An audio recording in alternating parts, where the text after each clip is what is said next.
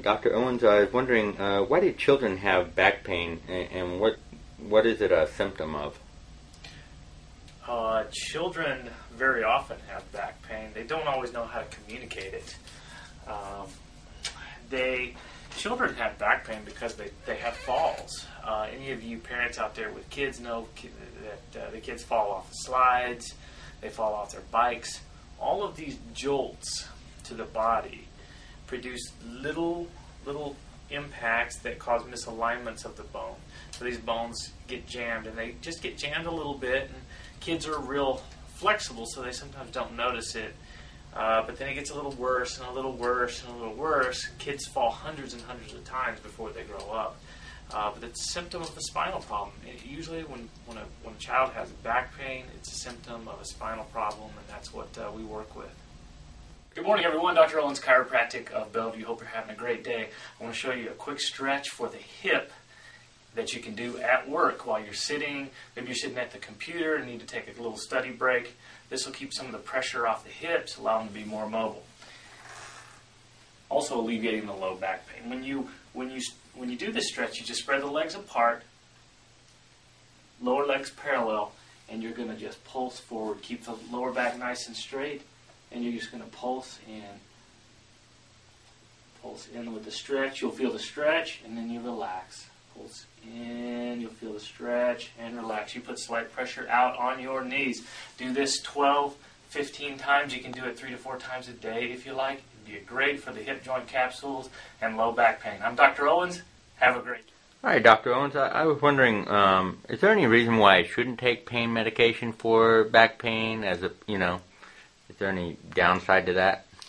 The pain medication that you take over the counter is what's called a non-steroidal anti-inflammatory drug.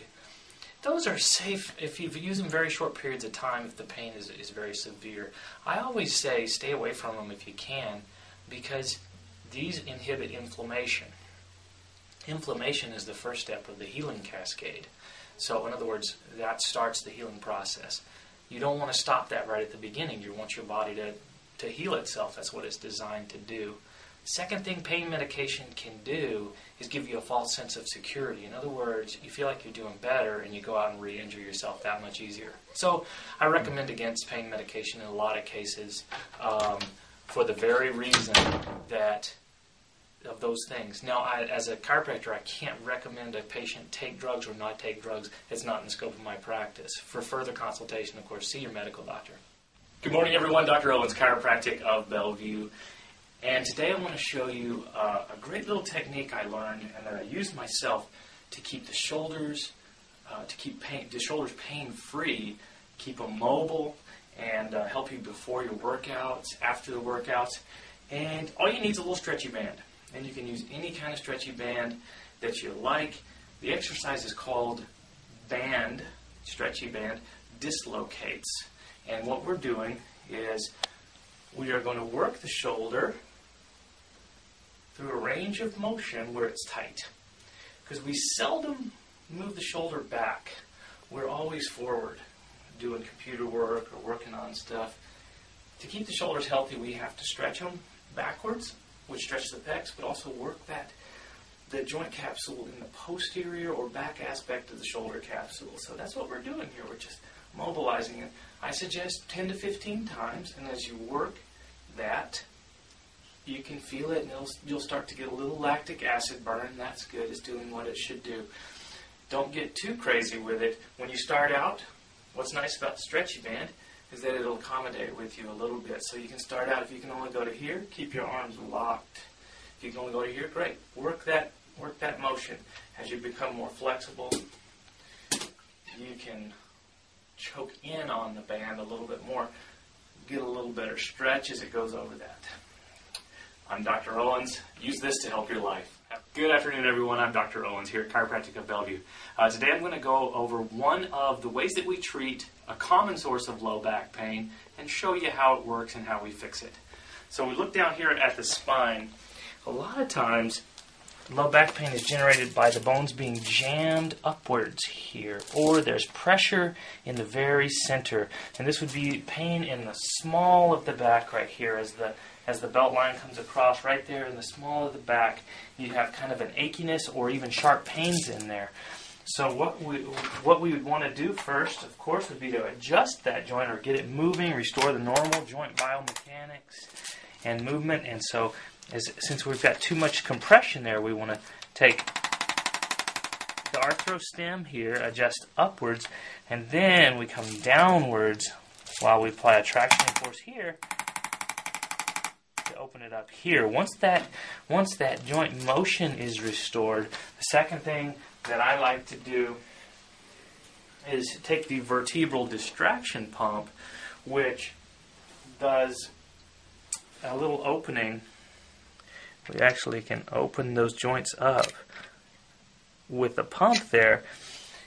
And so after we've mobilized the joint or got the bone moving better, we can come in here and apply some distraction. We put the patient in a slight flexion, but we come in here and we can open those joints up.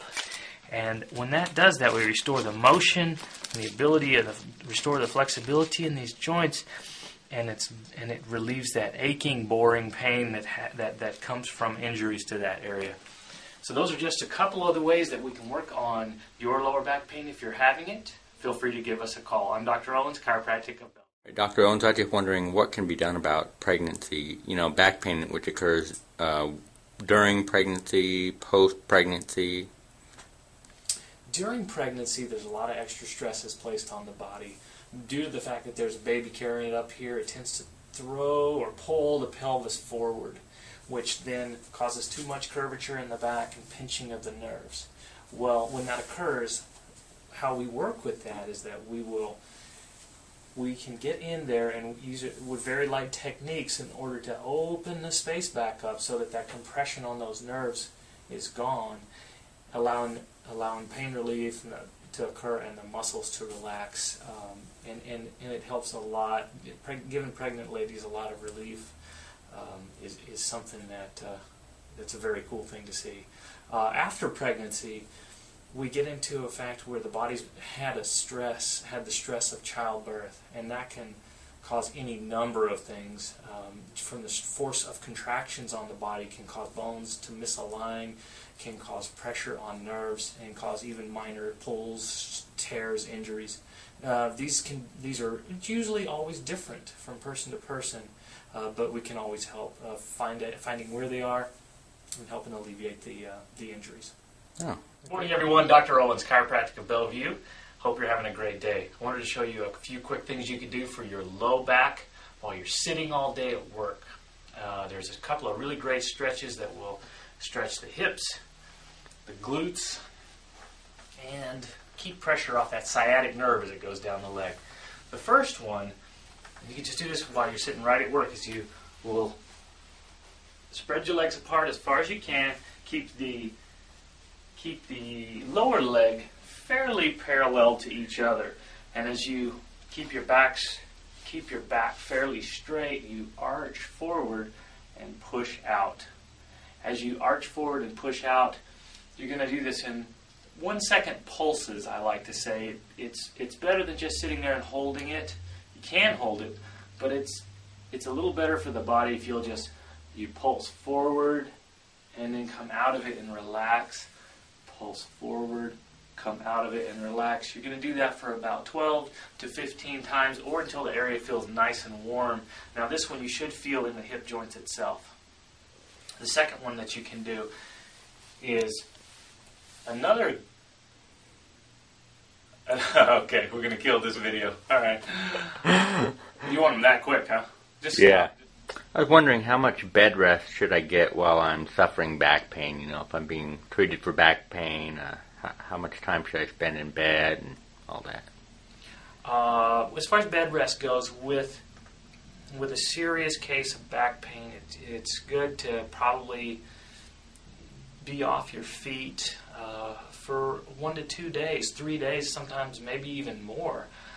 Because we don't want to re-injure, re-tear it while we're doing the adjustments to get things back in place.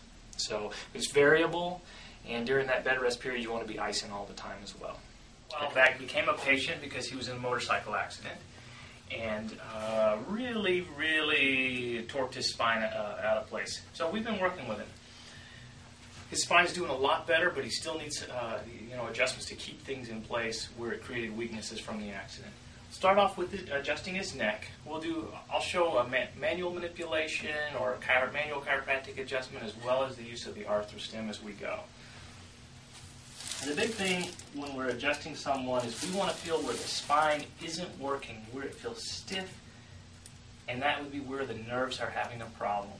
He has a problem in his upper neck on both sides, so we'll go ahead and give that a light adjustment. That's perfect. A little bit lower on this right side. Perfect. Excellent.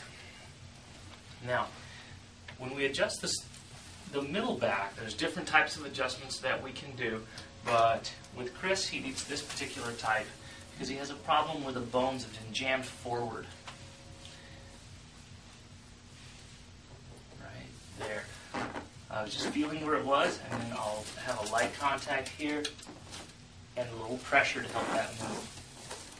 Let's do the same thing just right below. Okay, great. Now, let's address the low back. Turn towards me on your side.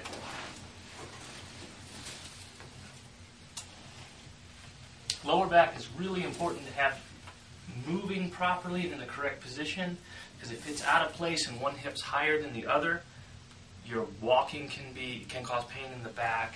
You can develop hip problems, knee problems, all these things. Just generally feel where the problem is, right at L5 on Chris today.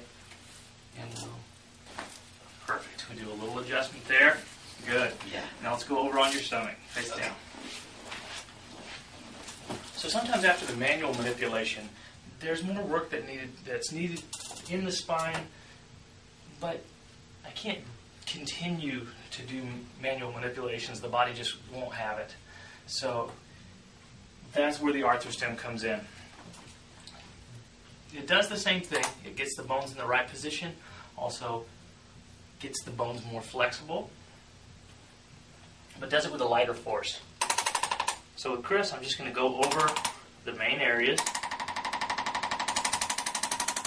that are having the problem, and it just does a very light tapping, which helps the bones move right into place and become healthier every time that we do it.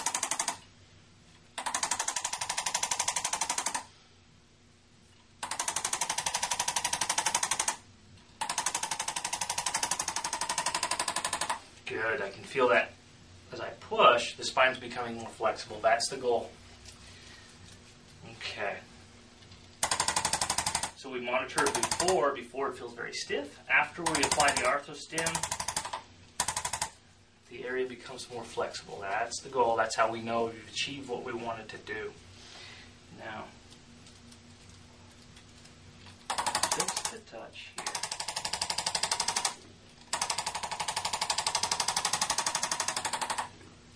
That gets the neck in a better position, also helps it to function better. And lastly, we go over the spine with a little vibration therapy called the master massager. This is the patient's favorite part, I think. But it really wakes up the nerves, helps the circulation in the spine.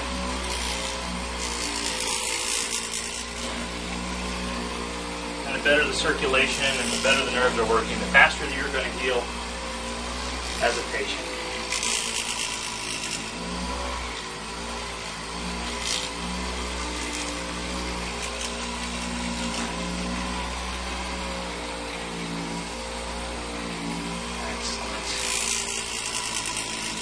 All right, Chris, you are all tuned up, my friend, and that's a successful adjustment here at Chiropractic of Bellevue. Thank you for watching my video. Have a great day.